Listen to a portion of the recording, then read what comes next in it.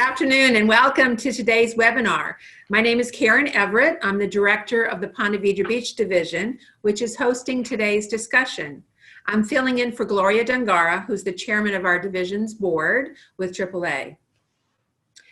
Before we begin, I would like to recognize the sponsor of today's event, Fields Auto Group.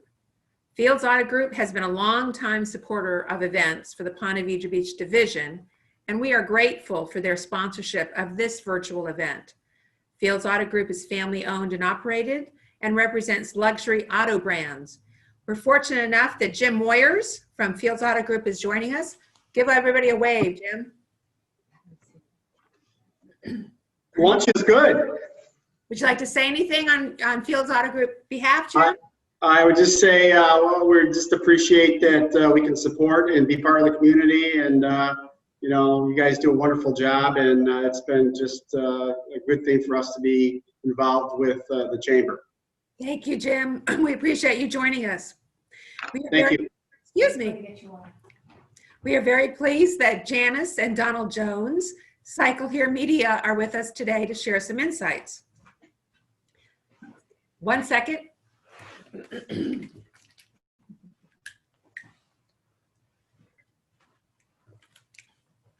CycleHere Media is a Florida-certified women-owned business providing video marketing, consulting, and production services throughout the Sunshine State. The studio, based in St. Augustine since its founding in 2012, supports the marketing and promotional goals of public and private sector clients by creating fresh, energetic story content. With decades of broadcast, television, journalism, and storytelling experience, the CycleHere Media team specializes in boosting public awareness, customer engagement, and reputation value for government agencies, destinations, private businesses, and brands. Many of you have already submitted some questions. Feel free to submit a question online during this discussion in the chat room. Janice and Donald will answer them at the end. Now, take it away, Janice and Donald. Thank you so much, Karen. Thanks, Karen. It's good to see everybody. Good morning. Well, I should say good afternoon now at 12:07. Yes. We got on a little earlier. It's nice to see all your faces.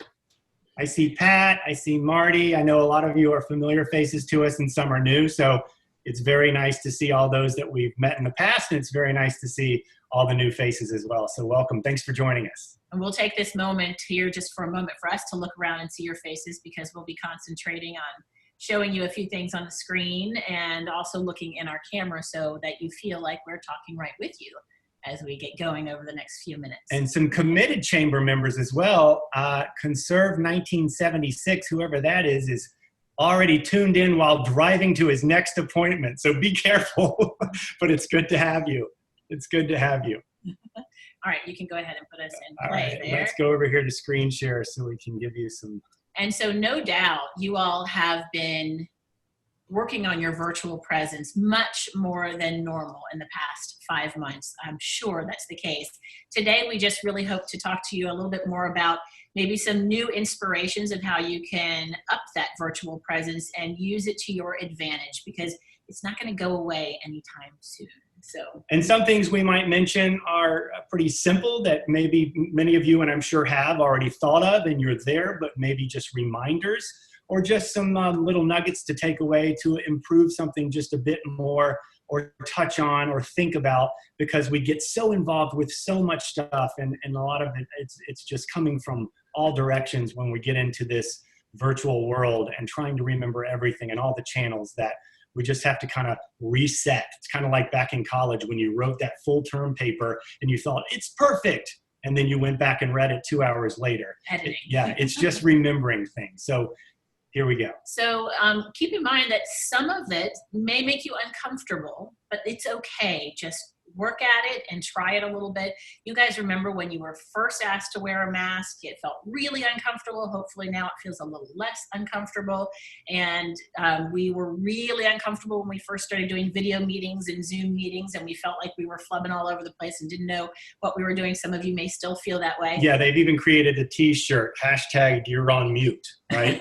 Because we've all forgotten so many times to unclick the mute button, or get the kids from running behind the business meeting or something like that. But it's okay. We're all in the same boat, and we're just asking you today to just feel it, take another step, put yourself out there and try some things out, and be mindful of your virtual presence. And we're going to remind you what we're really talking about when we're talking about virtual presence. Right. So there it is, the virtual presence, the ability to authentically connect as best we can and lead, with true influence without that luxury of the in-person communication that we've all been so used to. We'd like for you to think of it as an opportunity we have right now. It's a new way to connect, so you can use that opportunity and create some value for your audience, your customer, your client, whatever kind of business that you're in. We were all there back in March, right? It just kind of hit all of a sudden, and whatever business you might be in, whether it's business to business, business consumer, a retail industry, a service, a product, we were all kind of just dumbfounded. And what do we do? And there was that deer in the headlights for a little bit. There was oh my gosh, how do we respond? Then we were all quickly learning how to get better at virtual communication. And all of a sudden, many people were introduced to the Zoom and multiple meetings. And, no matter the size of your business, we had to respond. So we thought this was a good example right off the bat. Now, this is a giant, right? When you talk about Universal Resorts or something like Disney, but it's all the same. They all still want to make sure that their presence is there and they're in front of that customer. So they had to quickly respond in a casual presentation. So consider the big guys. They were used to seeing their audience in person, tens of thousands of them every day, and that was cut off. And all of a sudden they couldn't see them because they couldn't have them in their parks. And they didn't want that audience to fall off the radar, right? So they had to maintain a connection and still keep people engaged. So here's initially how quickly pivoting Universal went about just keeping the relationship going. Yeah, just getting a quick message out. Here we go. Oh, let me get there. Sorry. See, here we go. What's going on, kids? Click right there. Yeah, it's not. Let me go back out. Stand by, guys. Pivot. We're pivoting. So Universal, what we're talking about first of all is the production quality. It gets scary because you think, oh, it's a lot of technology, and to get out there and get my message going, what can I do quickly? And using, Okay. We have these cell phones that will shoot video. So they quickly got a message out to the public. So here we go.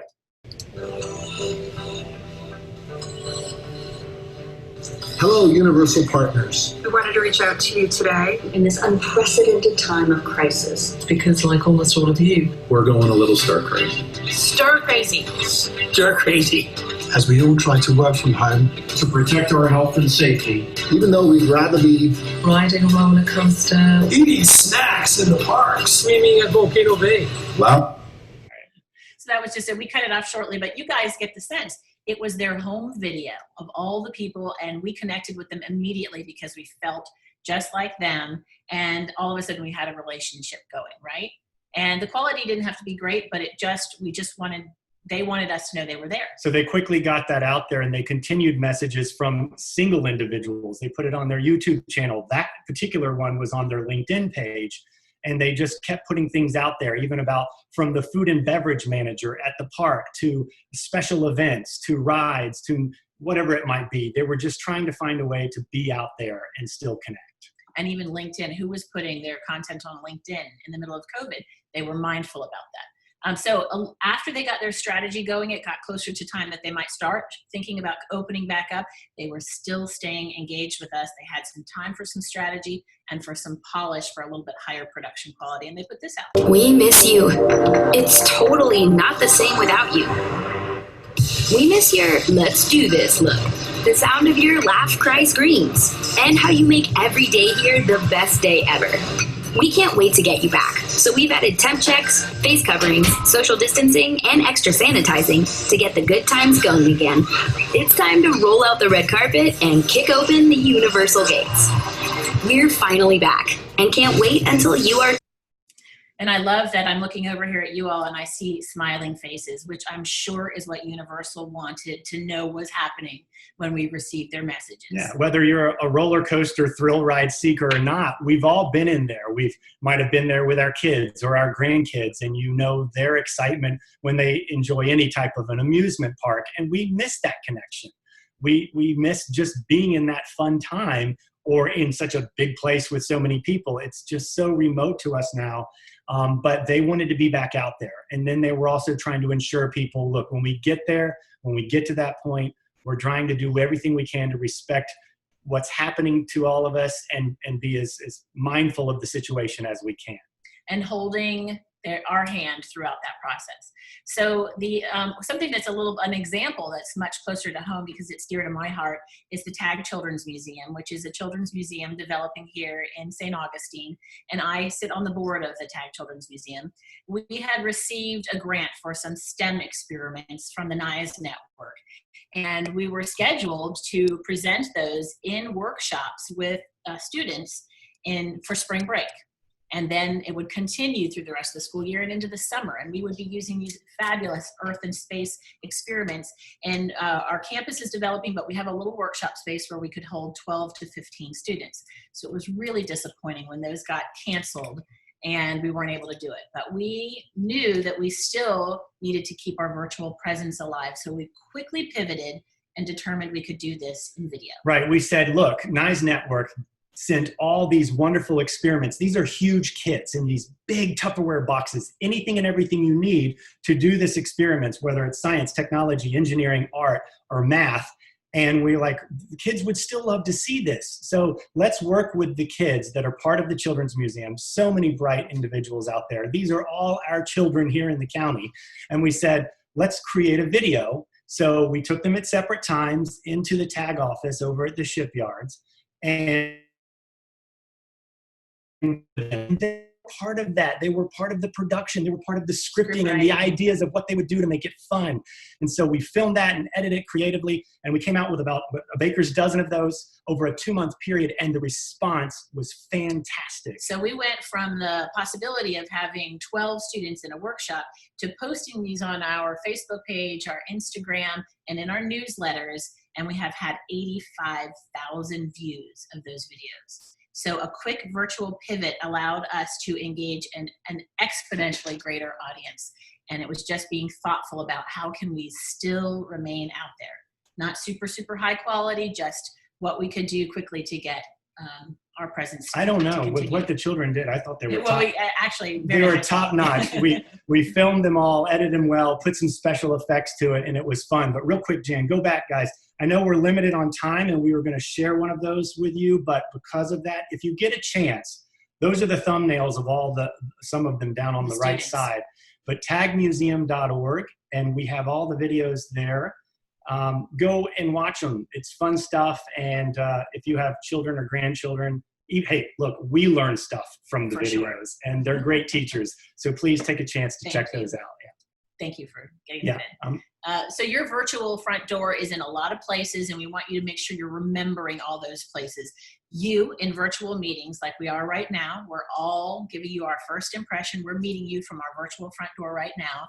Your website, your social platforms, and don't forget email. It really is part of your virtual presence. So when you're shooting off a reply, someone's receiving that and you're giving them an impression. So be thoughtful about that. We're going to walk through each one of those. And before COVID, we were all there, right? We were working on these, we were building them. That was part of just business these days, is being out there virtually. But it's obviously so much more important at this point to fine tune that, focus it on what your message is, and being there, as we would say back before COVID, this is your virtual handshake, right? They're window shopping when they Google you and check out that landing page of your screen. And they should find something current. If you need to know where your audience is looking for you, and you should make sure you're current there. So first of all, if you're in a meeting like we are today, some basics that I think you all have heard before, but the reminders are always good. As we are right now, focus on your camera, not your colleagues. Eye contact. When we think about that when we're in person and we're at a chamber event or a meeting, or we're sitting down face to face on a one-on-one client meeting, you're looking in their eye. But with computers and when all the screens and I see all your faces over here, it's natural for us to go like this and look a little bit off because we're watching you talk as you're talking. And then we tend to forget to look back.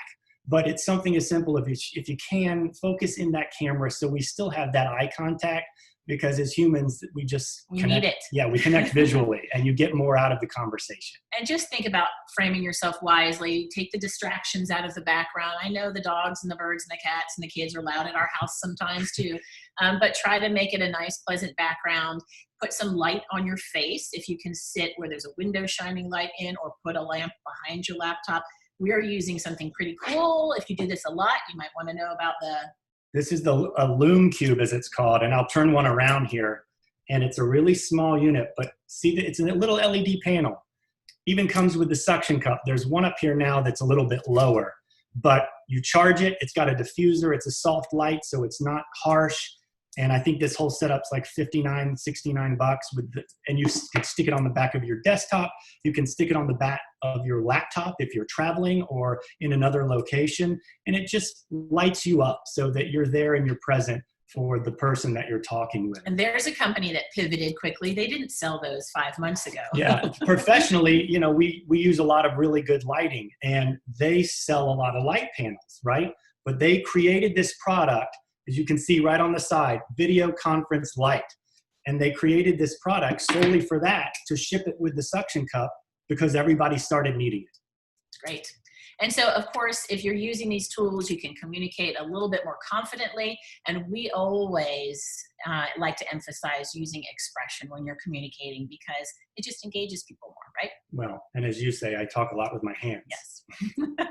So your website, a no-brainer. We know that websites are important, but I wanted to give you a sort of a different view of a website. They really represent your business, and not just, don't think of your website as a flyer. They're not just surface covers of a book anymore.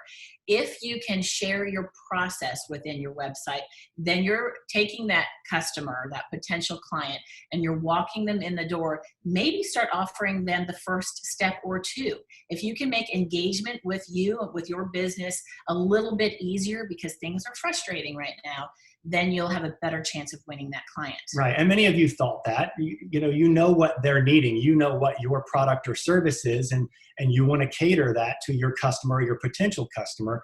And so we're putting ourselves in those shoes as if we're looking for us as a business or an opportunity. So find those ways, those pain points that you are solving as a business, and start that step process right there on your landing page of how can we help you, or this is what we do and this is how we can help you, and here's the first step. Can you fill out this form and submit it to us easily? It'll help determine for them whether they want to pursue business with you. Oh, this looks really easy. I think I like working with them, and whether they want to take those next steps. And of course, social media is just incredibly impactful. And we wanted to remind you that social media is called social. It's not a commercial that is being aired that people are inactively sitting on the couch watching and taking in. Yes, many of us have gotten stuck scrolling, just looking for a break for some fun pictures, or dreaming about the next time we can actually go on a big vacation and looking at beautiful spots around the world. But then we start to, reach into things that people reach out to us for. And that's that purpose. And really, unfortunately, this is one of the best ways we can connect right now and have a conversation and discuss things and learn something more about a person behind the business, because ultimately we're all there for a reason. We're passionate about what we do for a reason. And we hope you are in the business that you're in because you're passionate about it. And so you have a story. We story tell. We all have a story to tell. And whether you do that, over a period of time, or every now and then on a particular post. And this is one of our favorite ones. It's something simple. It's a product. It's a service. It's a local business. It's tacos, right? But they do a good job of just not only posting pictures of their food. They show memes. They say funny things about tacos. Every time we see one of their posts, we want to go eat tacos. But as you can see, I took a snapshot today of their last post. Someone that works there had a new baby. That made me pause for a moment on their site. Go, oh, look at the new baby. They are sprinkling in their taco shots, their product shots. They're being funny. They're always on social. So I know I can always reach out to them and get fresh content. They're doing a good job of building a relationship and connecting with me. Yeah, a little humor. One there you can't see at the bottom says, when you're eating a taco, do you tilt your head or do you tilt the taco? I don't know. It's just fun. Cleverness. Just makes me want a taco. So think about making sure that you're doing a two-way street with some clever ideas with your social. Yeah. and that email connection that I had mentioned. Don't underestimate the value of email. Here is a statistic that I saw from 3 years ago, which means it has grown since then. According to this survey, 86% of professionals prefer to use email when communicating for business purposes. So I'm asking you, could you be more personable through your email? And how do you do that? And a lot of times you think, well, you can just do brief messaging. We don't want to get like epic amounts of text that's coming through. We're all very busy, but we still need to connect and we still need to get messaging and send messaging. And be professional and conversational about it. Do you do a newsletter for your business? Could you put video, which engages people a little more easily, in your newsletter? We use a service called BombBomb, which allows us to record a video and send it in an email to a client. And many of you may say, oh gosh, I don't have a camera set up. Some may do, but this is simple. You would simply use your computer and your built-in camera just as you're doing right now for your Zoom meeting. So this is a company that we like, BombBomb. Their goal is to build better business relationships with video messaging. Sounds like a perfect idea to us. This is a video, this is a snapshot of the dashboard of my BombBomb account when Donald and I recorded a video for a client that we had just finished doing a video shoot with. And instead of sending her a note that said, thank you, we liked working with you, we hit record, looked into our camera and said, hi, thank you, we liked working with you, it was great. We hope we can continue to do more projects with you in the future. Hit end, send email. And so now they have the opportunity to see our faces, and we just are really working on building that relationship. You know, and we did obviously communicate more after that via email once we were done with the project, but she had happened to share the fact that she did her pre-sale. This was a client that we did a lot of on-demand speaking videos for, where she has a course online, and she had to pivot really quickly venues. And we helped her create the on-demand course, and she did a pre-sale, and it was extremely successful. And she just sent us a quick note going, oh my goodness, I've had this many people buy the on-demand class. And so we were excited to send something personable back. It's very simple. That was like a 34-second response that we were smiling and saying hi. And then she can hit reply and send one back as well. It's a great way to send something different and communicate visually. And so these are all ways that you can add value. That's what we're hoping to do, is to inspire you to add a little value through the ways and the means that you can from your desk office or your home or wherever you're working from right now. And so we talked about incorporating both high quality production and casual content. And that means you can produce things on your own using some tools that you have and just experiment with it. It's okay to be uncomfortable. Right. And you know, and so, as we said, casual, it doesn't have to be absolutely perfect, because if you wait to get it perfect, then you're behind. You'll never do it. And you're not getting your message out there. And educate yourself about some simple tools. We shared a couple of them with you today. BombBomb we use, the Loom Cube we like. Canva is a little graphics website that we can make quick little graphics. I'm not a graphics person, but it's easy to go in there and pop some words down and make a little bit of movement. Right, great for sharing your message via social if it's not just a picture, or putting graphics over a picture if you want to say a little bit more. And of course, when you do have some really big ideas that you'd like to polish off and present to your audience, then just know when to ask a professional for help with those types of things.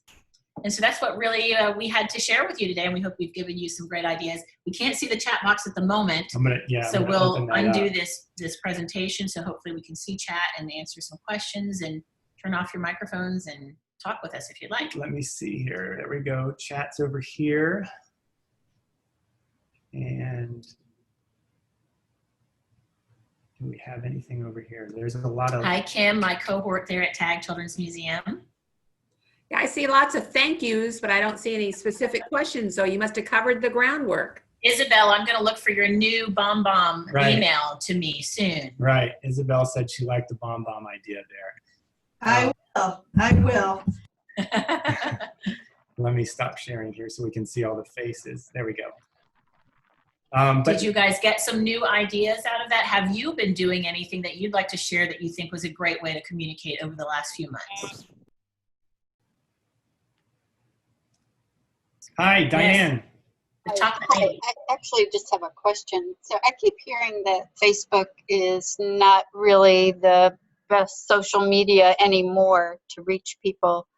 Is there a newer, better thing than Facebook? It probably depends on your audience, your target. There are different people on different types of social mediums. If you wanted a younger crowd, you would be looking at Instagram or even TikTok. You might not want to hear me say that, but if you are looking at our age crowd or older, Facebook is still very, very significant today. And the thing with Facebook is, as if you have your own business page, you have your followers, and if you've done any boosted postings, that you can cater to the group of where it's going. And the trick there is these algorithms change so much for Facebook and Instagram for that matter, same ownership. But you just have to be on top of the game, and also that sponsorship. You can get a little bit of leeway out of just posting without having to boost a post and pay money, but you're not getting the coverage that you would otherwise because they want to make money, right? And so you're really having to put money behind those boosted posts to get it out there. Otherwise, you convince your fans one way is to get it going is that social interaction. The folks that maybe aren't boosting, but they're getting more eyeballs, is because they have interaction. It's not just a like, it's a love and it's a comment. And so if you have long-term people that follow and they do start to comment and then they share and they're getting more reaction on the post, then that post gets more eyeballs. That's just part of the game. That you bring up a good point, and that two things I want to share with you. With Facebook and with any of these social outlets, there are a lot of little workshops you can look at online that give you information. So if you take the time to do some research, you'll find things out. For example, with Facebook, the algorithms they're using right now, they will give much more priority to a post that has a heart symbol tapped onto it than a thumbs up. If someone types a comment in your post, the algorithm will pick it up far better than if nobody types a comment. So those things sort of make sense. But even this, if you personally message something that you've seen into a private message, if I see a video that I think my husband will like and I privately message it to him, Facebook grabs that from its algorithm. It says that that's a really important post because it was a direct connection between me and one other person. So they think that content is more valuable for creating relationships, which is what Facebook's goal is to do. So all of a sudden that content gets even a higher algorithm because it looked like good content. So if you can convince your audience to start writing things or putting a haha or a heart, just or, the sharing it, then those algorithms will go up. That's what you can do organically on your own. And then there's paid boost, and then there's paid advertising where you can target. So educating yourself about those different levels can really give you some additional help. Kim wrote in here, Snapchat for the young ones, definitely a big place for advertising. Okay, thank you. There's just so much, It is a lot. It is. Yes. Okay, thanks. And it sounds like Facebook could be the topic of another virtual session. So you know what, and that's the thing is, as mentioned, just keep on it. You'll see, and there are a lot of business people out there that's their forte, that's their niche. They know what changes when and how something may perform better than something else on a honestly, whether it's 6 months to a year of how things all of a sudden change. And that's the same across all the channels, like we mentioned, Instagram, even LinkedIn. So I see a couple questions there. And so we know about social because we produce content for it, but we're not experts on individual social. But Christine has asked, is our goal to educate clients or create programs? Our business is focused on creating video content for our clients. And we produce from social to branding to corporate to documentary. We produce messaging that goes through video for whatever you might need. A lot of our work is promotional and branding, engaging with your audience and letting them know what your story is. Yeah, that's our forte, and we like to stick to that professional aspect of it that we've been doing for so many years because we feel we do a good job. And then we have a lot of other outside aspects to that where we tell them how they can use that. But getting farther into the specific details of, like that we said, changes so much. I don't want to mislead anyone. We have that understanding, but there are others out there that's solely what they do. And SEO, and search engine optimization and performance on social and social advertising and buying. And so. But we do a lot of consulting because communicating a message is really where our expertise comes from. Before we go to our Bakeout rooms, we'd like to again acknowledge and thank today's sponsor, Fields Auto Groups. Thank you very much, Jim Moyer, for joining us. And Isabel Renault joined us a little bit late. Isabel is the President CEO of St. Johns County Chamber of Commerce. So.